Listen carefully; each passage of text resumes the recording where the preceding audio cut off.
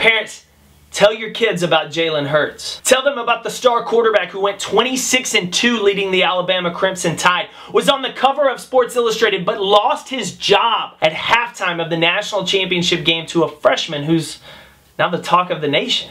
Tell them about the player who went from being a star to being forgotten in 2 quarters.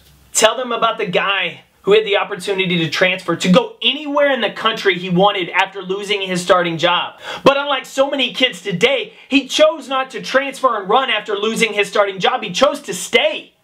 He chose to stay where he was and get better because where he was the best place he could be. He knew that running from adversity did not make him better. Tell them about the guy who spent most of the season on the bench but continued to encourage his teammates, to cheer on that quarterback that took his starting job. And tell them about all the times he spent working behind the scenes when no one was there to watch, slowly getting better, waiting for his opportunity if it were to ever show up again. And then turn on the last 5 minutes of the SEC title game. Show your kids Jalen Hurts as he runs onto the field, replacing that quarterback that once replaced him. Show it as he flawlessly carries his team down the field and scores the game-winning touchdown. Show him celebrating on the sidelines with the other quarterbacks, with his teammates, about seizing the opportunity. Show them the guy that stepped onto the field after being forgotten and led his team to the playoffs and an SEC title. And then remind your kids that running from adversity, running from obstacles doesn't make you better in the long run. Teach them that grit and hard work and choosing to compete every day is what makes you better.